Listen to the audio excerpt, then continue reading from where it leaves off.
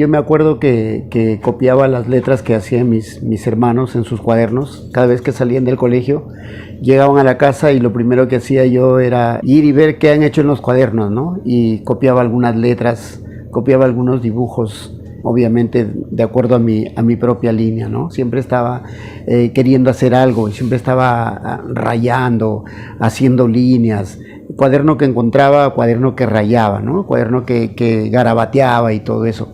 Pero no era como que yo ya estaba dibujando, sino que me gustaba rayar, hacer líneas y todo tipo de garabatos. Poco a poco ya, en la medida de que el tiempo pasaba, ya estaba en el colegio, primaria. Eso sí me ha gustado muchísimo hacer la letra. Bueno, hasta ahora creo que tengo muy buena letra. Nos enseñaron a hacer caligrafía Palmer y yo dibujaba las letras, o sea, me demoraba haciendo las letras, pero bueno, me volví muy diestro en la caligrafía y poco a poco cuando ya fui joven ya empecé a dibujar, me gustó dibujar. En el colegio, por ejemplo, en primer año de secundaria siempre eran los incas, los próceres de la independencia, por ejemplo, toditos los dibujaba yo y mis amigos me pagaban incluso para hacer sus dibujos de ellos también, ¿no? Trabajé mucho tiempo en diseño gráfico y bueno, por ahí me fui dando cuenta de que yo iba a ser un artista. Postulé a la Escuela de Bellas Artes y ya de ahí empezó toda mi carrera. Cada vez que observo la naturaleza, cada vez que observo algunas fotografías o cuando me voy de viaje, mis ojos son diferentes a los ojos de los demás. Mi manera de percibir es totalmente distinta. Disfruto plenamente de cada espacio que observo. La naturaleza para mí es mi fuente de inspiración. La naturaleza por sus colores, por sus texturas, por sus formas, tanto sus formas originales que se ven como cuadros abstractos, ¿no? Entonces, a partir de ahí, la naturaleza y la concepción de lo que significaría para mí el arte es eso, la asimilación de cada una de las formas que tiene la naturaleza y cómo yo lo propongo de acuerdo a mi propia percepción en mis obras de arte, ¿no? Y creo que lo que estoy haciendo se llama arte. De ahí que la interpretación de la naturaleza, como lo hago yo, por ejemplo, todo lo que ven ustedes en mis cuadros parte de una realidad objetiva, pero yo lo recreo a mi manera, por la forma como yo concepciono la naturaleza de mi entorno y hago mi propia propuesta personal. En mis cuadros hay personajes, en mis cuadros hay paisajes que determinan cómo yo he ido asimilando todo eso. Cualquiera no lo ve, ¿no? Hay animales ancestrales también ahí, se puede ver una vicuña, una llama, que yo lo propongo, pero lo propongo desde mi propio punto de vista, determinando para sí la categoría de arte, en el sentido de que no está dicha la palabra concreta, sino que hay que buscarla.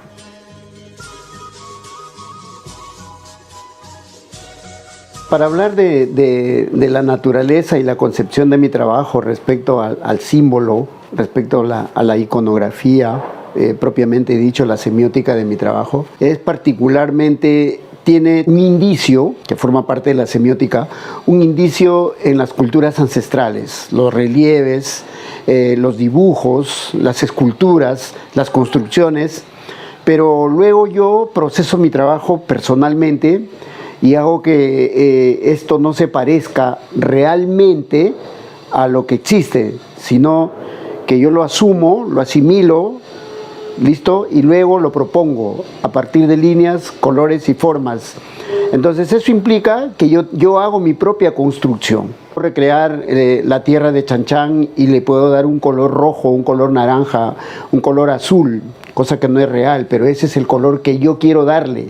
O sea, eso implica que mi trabajo es diferente a todos los demás. O sea, no hay trabajo mío que se parezca a alguien. Aún teniendo como referentes, por ejemplo, a Fernando de Cislo, que también trabaja con nuestra tierra, nuestra teluria, nuestros ancestros, yo le doy otra característica que es muy particular. Uso la geometría como un camino, como una ruta que determina que cada línea, que cada espacio tiene un comienzo y tiene un final. Y ese comienzo y ese final determina la forma.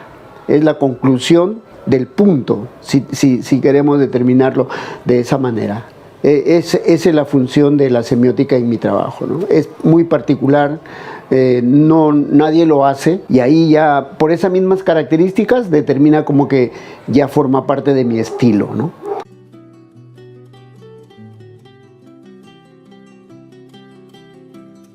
Este es un cuadro muy particular. Aquí hay 3 campesinos como que han salido de su lugar. Esta es una mujer, son 2 hombres. Al mismo tiempo se van, al mismo tiempo regresan.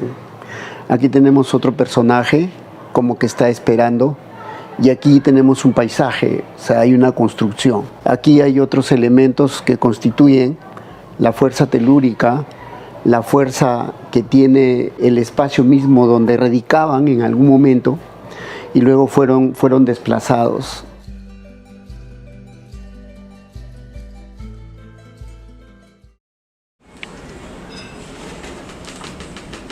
Aquí, por ejemplo, tengo un mural. No es difícil para mí hacer murales. Lo pinté en un día prácticamente, desde la mañana hasta la noche, hasta las 7, 8 de la noche. Y fue por motivo del cumpleaños de mi hijo, cumplía 3 años. Y esto es Minecraft, así le llaman. Y bueno, como hay buen pulso, o sea, no había necesidad de regla, y se hizo todo esto, ¿no? Y también tiene algo que ver con lo que yo hago, creo que por eso más pinté este mural. Y bueno, aquí se ha quedado ya desde los 3 años, mi hijo ya tiene 13, 14 años, desde esa época está hasta aquí. Pero ya luego también esto se va a modificar. Ya estamos. Bueno, lo que yo pienso de mi papá es que es un gran artista. Yo recuerdo desde muy pequeño que siempre veía sus obras de arte, me gustaba cómo pintaba, me gustaba todo lo que hacía. Recuerdo una vez que cuando era muy pequeño, mi papá estaba haciendo una obra de arte que futuramente se iba a presentar. Y yo, como en mi infancia era muy travieso, entonces decidí empezar a pintar, empezar a colocar manchas por ahí. Y bueno, mi papá no se enojó. Él, al contrario, decidió incluir una mancha de lo que hice, lo decidió incluir en su cuadro. Y aún recuerdo ese momento, un momento muy especial para mí. Y por eso es que siempre aprecio a mi papá por lo que es y porque siempre ha hecho cosas maravillosas. No solo como artista, sino también como mi papá, como la persona que es. Él siempre ha sido una persona, un hombre, que siempre ha estado conmigo, siempre me ha estado ayudando. Desde muy pequeño, él me cuenta, y algunas veces recuerdo que él siempre me llevaba a nadar a la piscina, y desde muy corta edad me gustó la natación.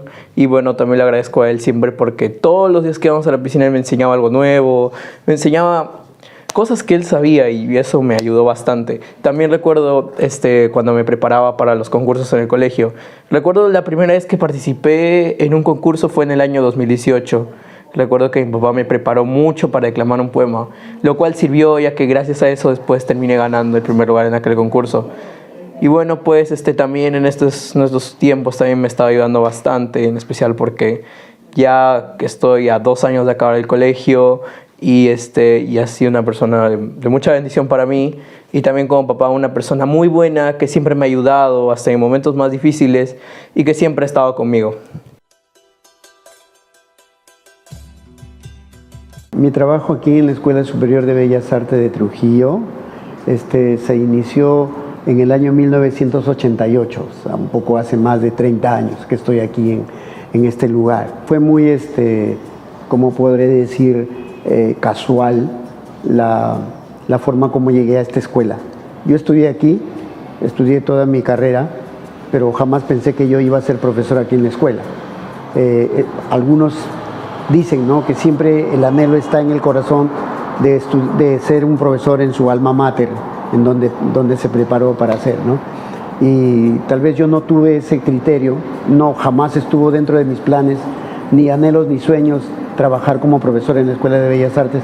Y es más, jamás en mi hoja de vida quise ser profesor, ¿no? Entonces yo estaba dedicado exclusivamente a la publicidad. Terminé de estudiar en la Escuela de Bellas Artes, ya empecé a trabajar, antes de terminar nada más, yo ya empecé a trabajar en diseño gráfico, en publicidad y todo eso. No era el fin trabajar en Bellas Artes. Bueno, la percepción que tengo del profesor Parimango es de un artista en realidad. porque él nos ha mostrado todos sus trabajos y nos da prueba de lo que hace y cómo se hace.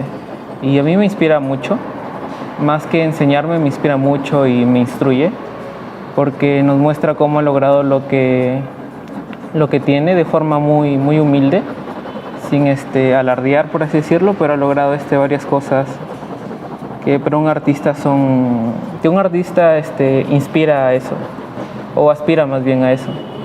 Y es muy positivo tener a alguien así en este ciclo, ya que uno se va volviendo más libre y va descubriendo su estilo, como dice el profesor. Y para descubrir eso uno tiene que experimentar mucho. En mi caso, aún no logro un estilo definido, pero gracias al profesor se hacen pruebas y pruebas y van saliendo cosas. Y no necesariamente de la nada, sino cosas de la práctica misma, que uno hace gracias al profesor. He tenido 2 alumnos que han sido muy importantes en mi historia. Encontré a este alumno, era una señorita, y encontré y la satisfacción, o sea, me abrazó, corrió, me dijo, profe, no sabe cuánto le tengo que agradecer a usted, porque si no hubiera sido por usted no ingresaba ni siquiera a la Escuela de Lima.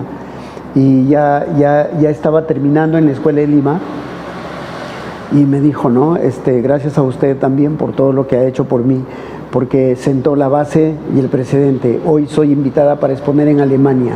Eso a mí, más que todo el dinero, es ver a mis alumnos por el mundo. Y gracias a Dios yo los estoy viendo a mis alumnos por el mundo.